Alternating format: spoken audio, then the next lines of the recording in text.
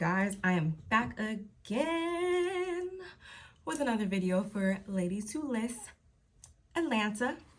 And boom, the episode is named Triggered. I have it playing on my TV as usual. So what a befitting name, because this episode starts off exactly where we ended off last week. And that is with the ladies still having their meetup about the conglomeration thingy. And we still have Robin and Crystal specifically going back and forth. Robin, we get the whole her swatting her hand thing, and she's still telling her she's triggered. They're going back and forth, to the point that we see Robin literally getting escorted off to go cool down, and we don't see her for the rest of the scene, which is good. I mean, this is OWN, so I guess that probably has a lot to do with the fact that they're never going to let things escalate to the point where they're really about to come to blows. So yeah, that's kind of where that whole thing ended. And then we also get Tiana. She's trying to calm Crystal down, or she was trying to calm Robin down, I should say. And Crystal literally starts telling them they don't know Robin and for them to stay out of it and blah, blah, blah, blah, blah. And I'm just like, okay, Crystal, whose side are you on? What angle are you trying to come from? I'm really confused. I'm not trying to bandwagon or nothing like that at all. But it really seems as though Crystal, I don't know what is going on in her head, y'all. I really don't. But they go back and forth for a second to the point that Tiana gets up and she's just like, she's done with it. Tiffany follows her out, and that's kind of just where those two went. So now we have just Kira, Kiana, and Crystal at the table, and they're kind of just like reflecting on the events that just unfolded right in front of them. And Crystal even says that she doesn't like confrontation, yet in my opinion, the way that she responded was confrontational. And she kind of does that. Well, no, it's not kind of does that. She is passive aggressive, and she says, she throws like, I feel like she throws little things out there, little bones out there. And then when Robin catches it, it's like, So she does things in a way, she orchestrates things, I feel like, in a ways to make it seem as though she can always keep her hands clean of it. And I don't like that. I don't like that. And it's not to say that Robin didn't play a part in it, or no one else played a part in it, but it was just like, I don't know, dog. I don't know. Boom. So I think in the next scene, read my notes.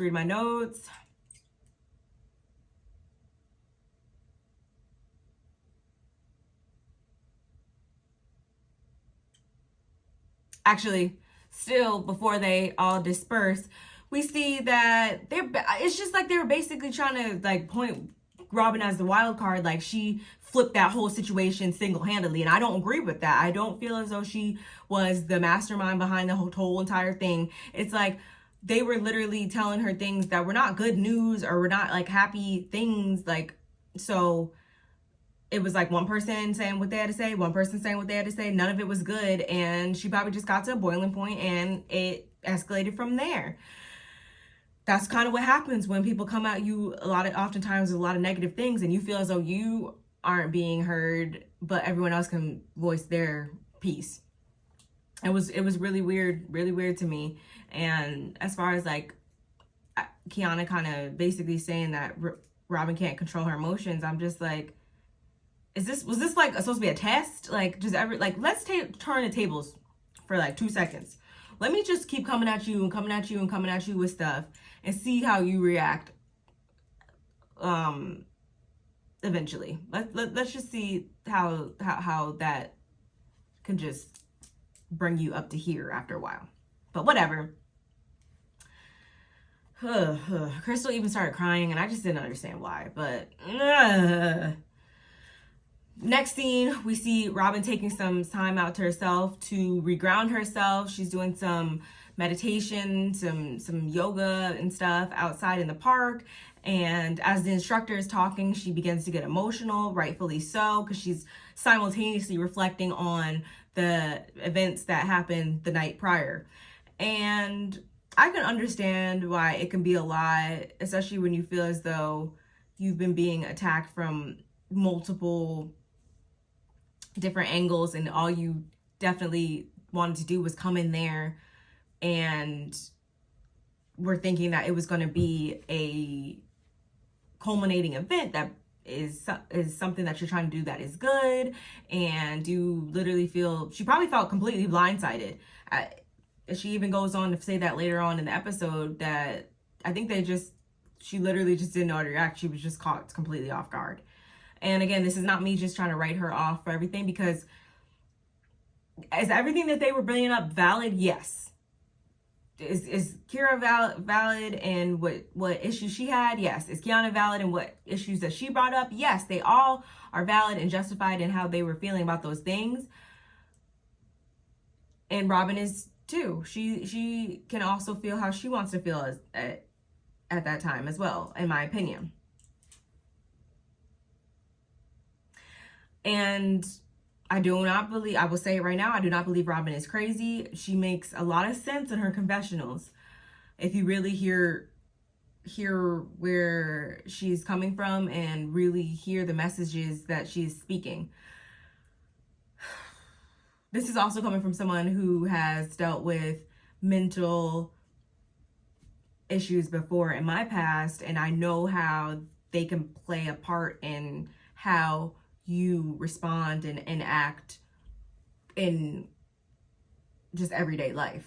I definitely get it. Moving on from that, we see Kiana in her beautiful home, looking beautiful. She's telling her husband, who, is it just me or does her husband look like Montel Jordan? Did I ask this before? But he just literally looks like Montel Jordan to me. She's telling him about everything, and she kind of is explaining it in a way I feel like, most people do. They're never going to just be completely transparent about the role that they played, and we definitely see it here. She kind of has given him her viewpoint of things. We all know what really happened. She's not lying, but it's just obviously he's going to take her side. But of course, at the same time, I see why she's telling him this. Like, I would tell my husband it too.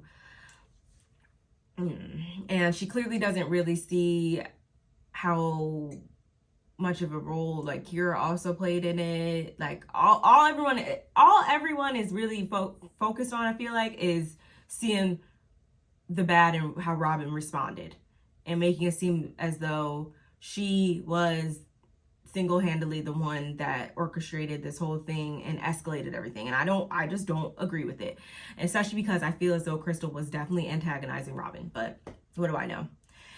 I do like how she still is looking forward to meeting Robin one-on-one though, and I think that is what everybody who has issues, I definitely think that's what everyone should do, because clearly you guys cannot all come together and have two people going back and forth without other people intervening. Fast forward, we get to Tiana and Tiffany. They're meeting with a major interior designer that is very well known, and they just talking a little business. Apparently, I think he has a property that he wants Tiana to look into getting on the market for him or whatnot, and they kind of just go chit chat back and forth for a little bit. I'm sorry, but I have to say it. Tiana's Bob in this scene bothered me. It was just like the one side and the back kind of were like flipping ways that, and I know I look crazy right now, but I don't care because I'm in the comfort of my own home. I'm just shooting this for y'all real quick. I'm gonna get myself together. If I was gonna be on camera for real, like I would be dressed to the nines, darling. Don't even do it. But I just wanted to curl it real quick. But anyway, they reflect on the meetup, of course, and thank God, someone sees the hand that Crystal was playing and stuff, and how she, for the lack of a better word, it was being kind of antagonistic and doing just a little bit too much. She just could have just sat there and ate her food, especially because she and Robin had already quote unquote kind of hash things out, their little issue out from the episode previously. So she should have had nothing further to say. She said her piece, Robin has said her piece. So she should have just, and I really feel like she should have sat in the side, and everybody, it should have just been them. She should have had nothing to say. And I really, really, really enjoyed, this is kind of where we start to see Tiffany starting to warm up and show some empathy towards Robin. And I really feel like that's what she needs in this moment. And I'm really, really glad to hear that she wanted to reach out to her and kind of just hear more of her story and what she has gone through. Because as we learned last week, Tiffany has gone through her own bouts with severe anxiety and other mental issues recently.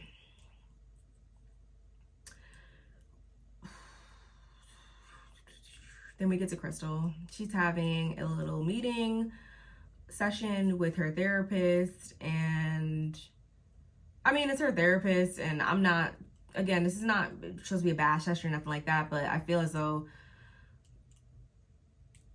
I mean, the way that she explains stuff, obviously it kind of is going to prompt somebody maybe to look at it from one specific angle, but I really do feel as though she should have further explained things just a little bit more so that the therapist could have got a little bit more insight into the different angles and how everybody played their role, including herself, because it really pissed me off when she said that she felt as though Robin was getting attacked by two people or whatever, and she was just stepping in to mitigate the situation. I don't feel as though she was trying to do that. I do not. I don't care what anybody says. You don't step in to remedy a situation by starting to point the finger at people. You should have just said, hey, how about we just set this aside and you guys individually get together and talk amongst each other and the privacy just between you guys, minus the alcohol, and squash those things before we try to move forward with this whole collaboration. That's what I feel like a mitigator person would try to do. Not get in and be like, are you going? Like, no, I don't care. And I also didn't like how her therapist didn't say anything about her telling somebody else that they're triggered. I feel like she should have had she should have gave some more insight into how that cannot always be the best for a situation that's already up here. She should have more to say about that. And it's not just about a boundary issue when she crossed a boundary with you, maybe, okay, yeah, but that was after you crossed a boundary perhaps with her. Did you think about it from that angle? How you doing?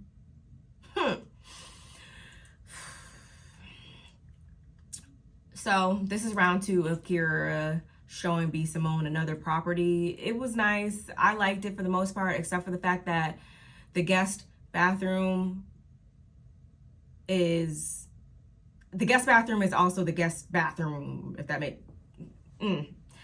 instead of it being in the common area in the living room or whatever, you have to walk through the guest room to get to the guest bathroom, which all your guests, even the ones that aren't staying, would have to do. And it's just like, that can be a conflict.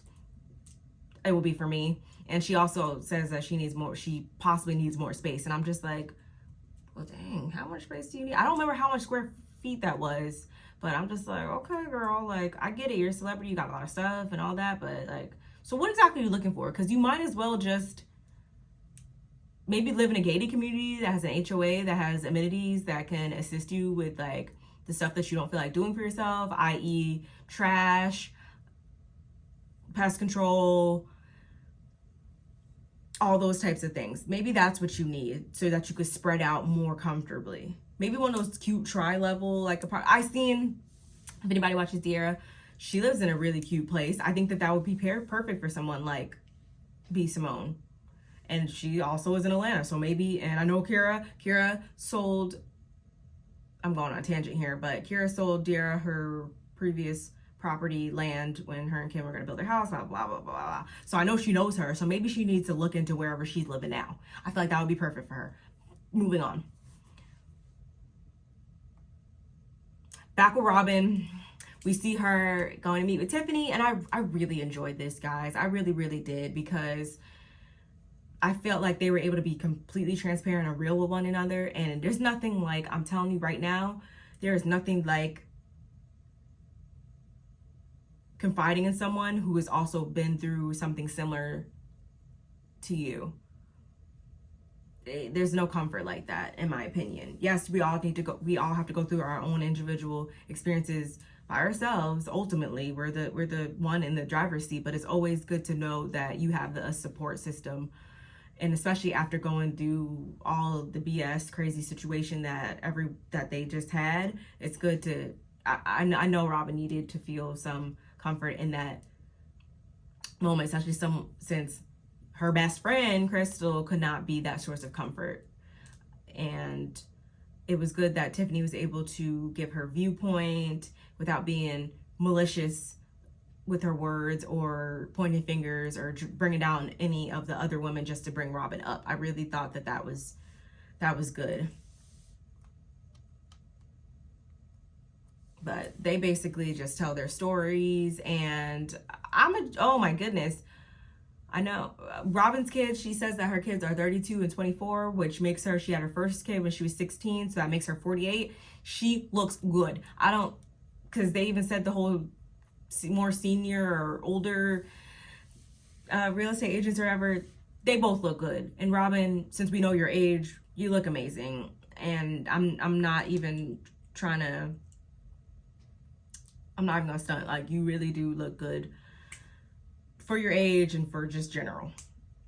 But again, I hope that they can continue to cultivate that relationship, that friendship, and because I feel like she needs that. I definitely feel like, especially since she doesn't have any positive relationships with any other women, I think that could be something good. I mean, for the both of them ultimately, and especially Robin in this situation.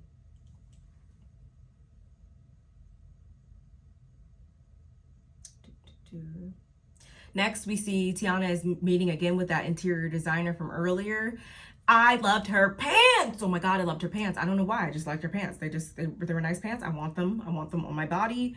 I need to find out who. Let me go on her Instagram after this. I need to find out who makes those pants. I need them now. But his property, literally, I mean, he's an interior designer, so I expect nothing less of him. Oh my God, it was so nice. I loved it so much. It was nice. It was so nice. It wasn't huge or nothing like that, but it was nice.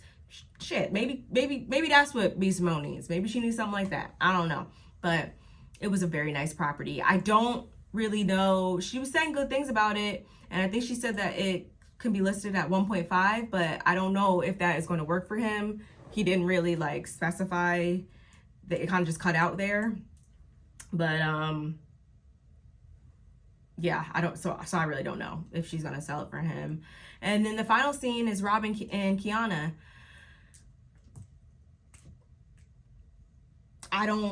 They kind of just speak about the previous night. They don't really ever get into the whole her asking for $500 per person for contract thing or nothing like that. They kind of just reflect on the recent incident. And thank God they're kind of able to move past it for the most part. But I don't know. I don't know if they're ever going to be cool as they were again, or I don't know. I genuinely, even though Kiana doesn't feel as though Robin was being sincere when she said that she was sorry, I really do feel like she was, because especially when you've been through a lot of stuff and been through as much stuff, and the severity of the stuff that Robin has been through, I really just don't think she has time to even like, and it's not to say that she's just like the ideal role model person of life, but I do feel like I don't see her wanting to bring a group of women together or to just do any of that. She just seems like she would move with purpose, especially at this point in her life when she said before that she is currently like, God took her through what he took her through early on so that she could live in her best life now. I really don't think that she would orchestrate something to say sorry. And she says that she was like literally caught off guard by all of this and didn't know how to respond. And I don't know. I really like Kiana, but I'm like, okay, did you just want somebody to kiss your ass in the moment? Or like, you said you guys are gonna talk about it later or whatever. Okay, so let's move on and just talk about that. I can't speak for Robin and where she was coming from when she asked for the $500 per contract thing. I can only speak for what I saw in the whole breakdown of stuff the other day. And it's like, I don't know, maybe you guys should just agree to disagree on how things unfolded the other night and just focus on figuring out why you were upset when she asked for $500 per contract, why you asked for $500 per contract. Figure out if you guys can move past it or agree to disagree, or maybe you don't want to ever do business together or whatever. Figure out where you're going to go from there. But I don't feel as though this is something that needs to get dragged out continuously, because there's nothing you can do to go and change what happened. You just got to own it and try to work on a way to move past it. But that was pretty much it for this episode, you guys. Let me know what you think in the comments below. Don't forget to hit that like and subscribe buttons, and I'll see you in the next one. Bye.